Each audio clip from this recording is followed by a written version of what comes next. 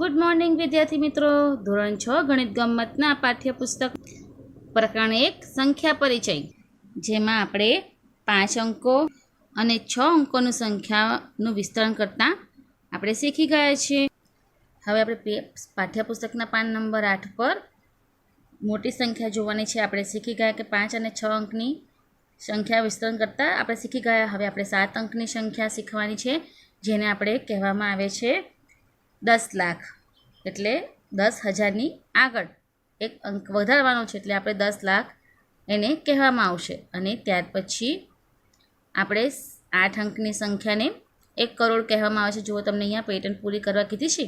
એમાં 9 + 1 = 10, 99 + 1 = 100. તમને પેટર્ન આપી છે 999 + 1 એટલે 1000.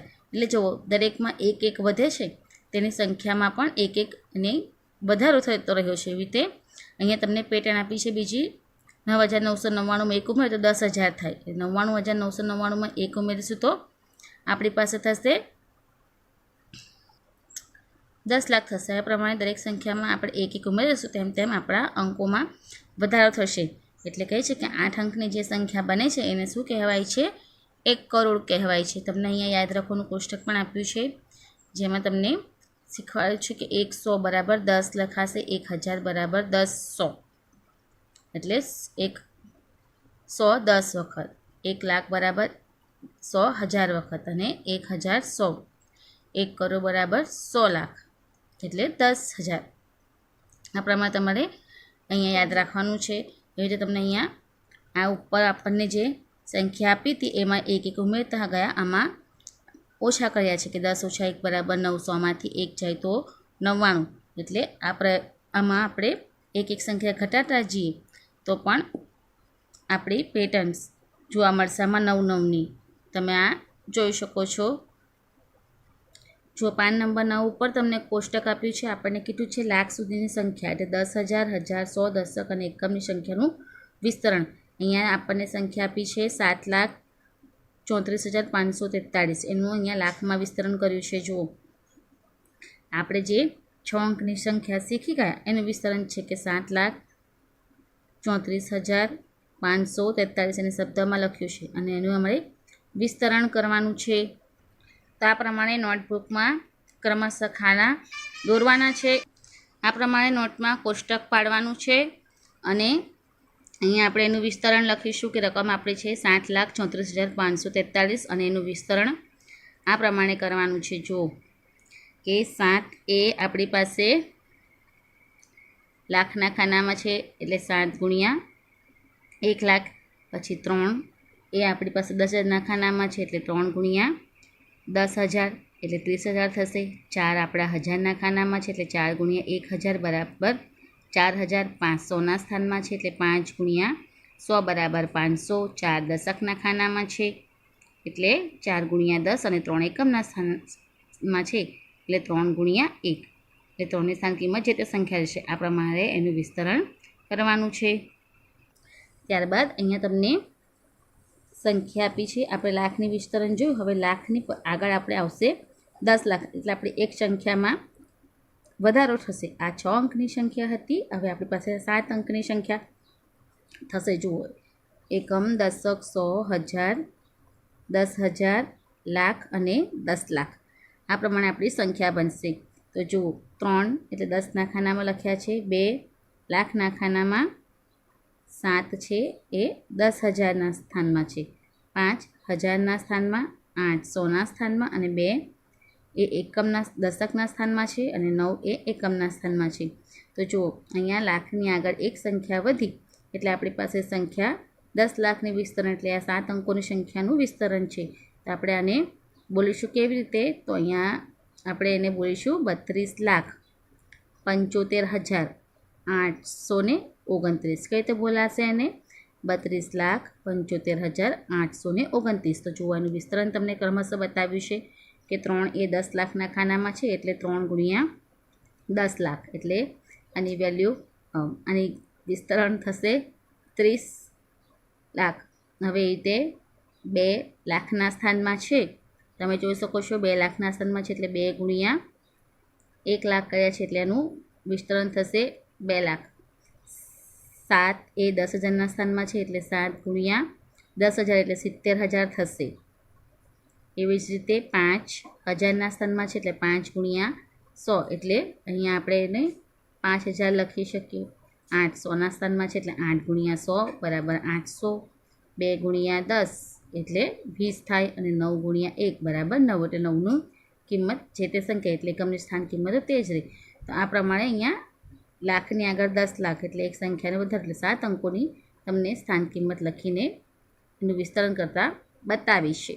આ કોષ્ટકના આધારે તમારે એમાં નોટબુકમાં ગણતરી કરવાની છે આવી રીતે. તેવી જ રીતે તમે અહીંયા નીચે જોઈ શકો છો કે 10 લાખની આગળ કરોડ આવે એની આગળની સંખ્યા 10 લાખની આગળ કરોડ અને કરોડની આગળ 10 લાખ એટલે આપણે આ 8 અને 9 અંકોની પણ ગણતરી કરતાં શીખવાનું છે. તમે કોષ્ટકના આધારે જોઈ શકો છો. તો અહીંયા તમને સંખ્યા આપી છે બોલાશે અને 2,57,34,543 દરેક અંકોનું વિસ્તરણ તમને બતાવ્યું છે કે અહીંયા 2 કરોડ બરાબર છે અહીંયા 5,10,57,00,000 એટલે 5,57,00,000 એટલે 57 લાખ થયા. એટલે 5 એ 10 લાખના સ્થાનમાં છે અને 7 એ લાખના સ્થાનમાં છે. એવી રીતે 3,000ના સ્થાનમાં 10,000ના સ્થાનમાં 4,000ના સ્થાનમાં છે. 500ના સ્થાનમાં 4 10ના અને 3 એકમના સ્થાનમાં છે. એટલે આપણે આને બોલાશે આને કે 2,57,34,543 એનું પણ તમારે વિસ્તરણ કરીએ તો 2 કરોડના સ્થાનમાં છે ત્યાર પછી એની પાછળના અંકો 1 2 3 4 5 6 અને 7 છે. એટલે 2 ગુણ્યા 2ની પાછળ આપણે 7 મીંડે એટલે 2 કરોડ લગાવીશું. અને 10 લાખનું તો વિસ્તરણ તમે શીખી જ ગયા છો કે 5 ગુણ્યા 10 લાખ આ પ્રમાણે તમે એનું વિસ્તરણ પણ કરી શકો છો. આપણે અહીંયા 2 કરોડ 10 લાખ પછી એની આગળની સંખ્યા 2 કરોડનું વિસ્તરણ શીખવાનું છે. જે આપણે એને શબ્દમાં લખીએ તો 2,57,34,543 આ પ્રમાણે બોલાશે. હવે એના પછી આપણે એક નવી સંખ્યા શીખવાનું છે જે કરોડપતિની આગળની સંખ્યા એટલે 10 કરોડ.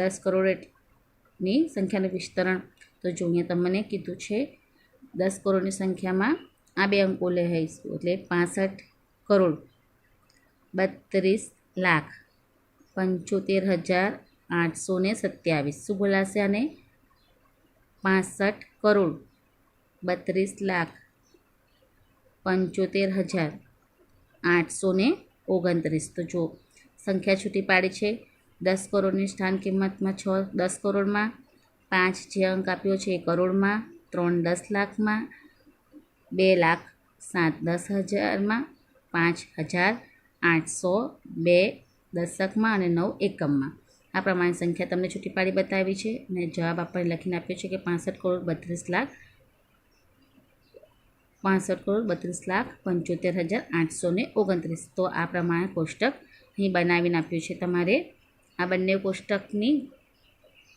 જે તમારી નોટબુકમાં ખાના કરી દોરીને લખવાના છે તેનું વિસ્તરણ પણ બતાવવાનું છે. અને અહીંયા પણ તમારે આ સંખ્યા તમારી નોટબુકમાં ખાના દોરીને વ્યવસ્થિત કરોડનું પણ વિસ્તરણ તમારે લખવાનું રહેશે. પાન નંબર 10 ઉપર અલ્પવિરામનો ઉપયોગ એટલે અહીંયા કહે છે કે આપણે કોઈપણ સંખ્યા લખીએ તો તેને અલ્પવિરામ મૂકવામાં આવે છે. અહીંયા ભારતીય પદ્ધતિથી આપણે મોટી જે સંખ્યા હોય તેને વારંવાર લખવા માટે અલ્પવિરામનો ઉપયોગ કરવામાં આવે છે જેથી આપણને વાંચવામાં સરળ પડે. એટલે ભારત પદ્ધતિમાં એકમ દશક 100,000 અને પછી લાખ અને કરોડ આવે છે બરાબર છે. ત્યાર પછી તેને વાંચવા માટે અલ્પવિરામ મૂકવામાં આવે છે જેમાં જમણેથી 3 અંકો અને એ 1000 પછી આવે છે તે અને બીજા અલ્પવિરામ 2 અંકો પછી આવે છે. તો જો તમને અહીંયા દર્શાવ્યા છે આ પ્રમાણે અહીંયા આપણી પાસે 1 2 3 4 5 6 7 અને 8 અંકોની સંખ્યા છે. એટલે 8 અંકની સંખ્યા એટલે આપણી પાસે કરોડની સંખ્યા છે. એટલે આપણે બોલીશું 5 કરોડ 8,01,592.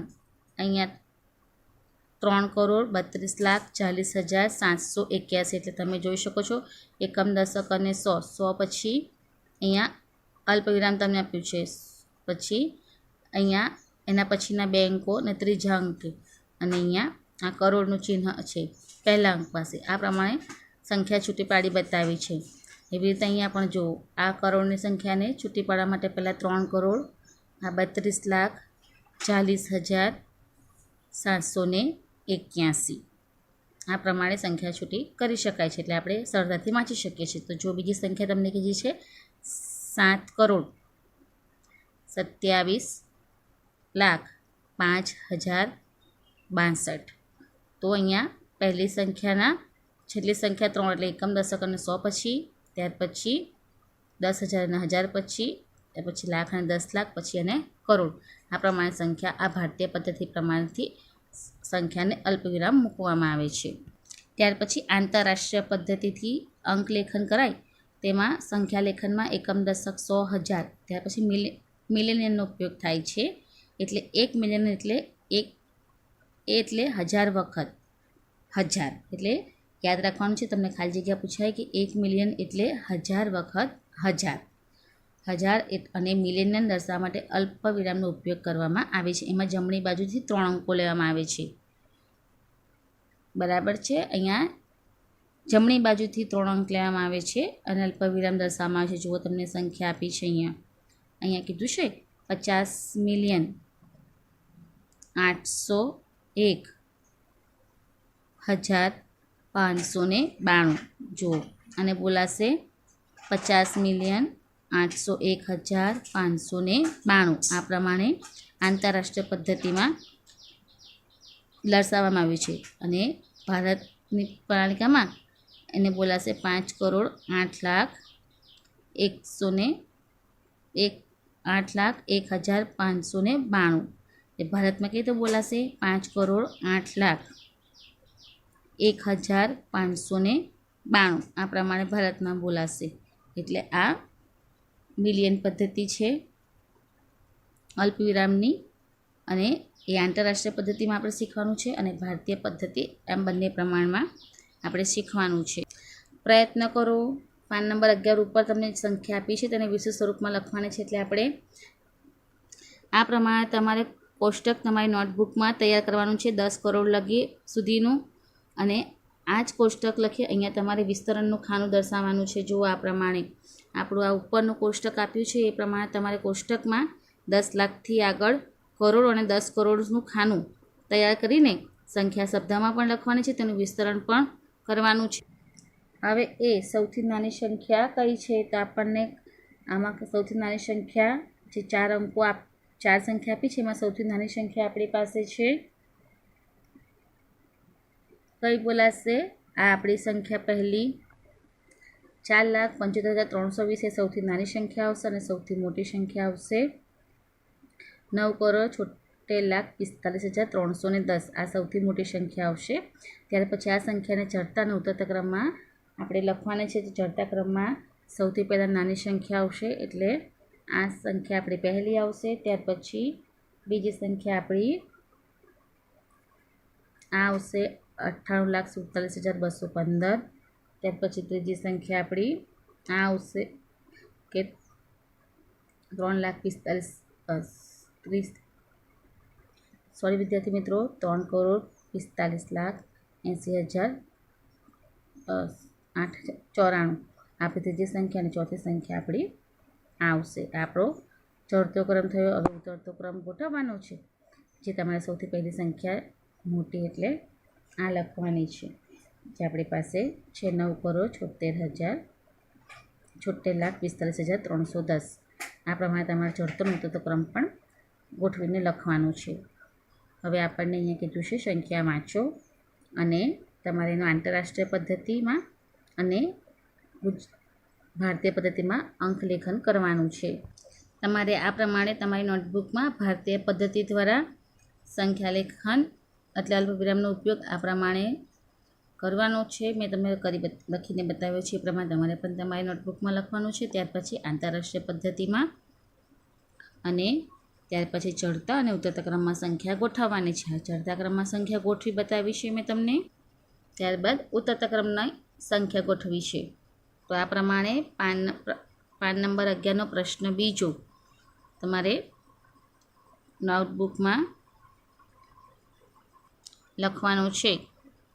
હવે આપણે આગળ જોઈએ. અહીંયા તમારે સંખ્યા એટલે આંકડા લખવામાં મદદ કરવાની છે. અહીંયા તમને શબ્દોમાં આપી છે સંખ્યા, તમારે એને અંકોમાં લખવાની છે. તો જો પહેલી સંખ્યા આપણને અહીંયા કીધી છે શબ્દમાં 42,70,008. તો અહીંયા મેં અંકોમાં લખી દર્શાવી છે 42,70,008. બીજી સંખ્યા છે 2,90,55,800. તો 2,90,55,800. આ રીતે તેને આપણે અંકોમાં લખવાની છે. ત્રીજી સંખ્યા છે 7,60,055. તો 7,60,055. આ પ્રમાણે તમારે શબ્દને અંકોમાં પણ તમારી નોટબુકમાં લખવાના છે. તો તમારે પ્રયત્ન કરવાના. પાન નંબર 11ના પહેલો બીજો પ્રશ્ન અને આ પ્રશ્ન જે નીચે તમારે શબ્દોનું અંકોમાં લખવાના છે.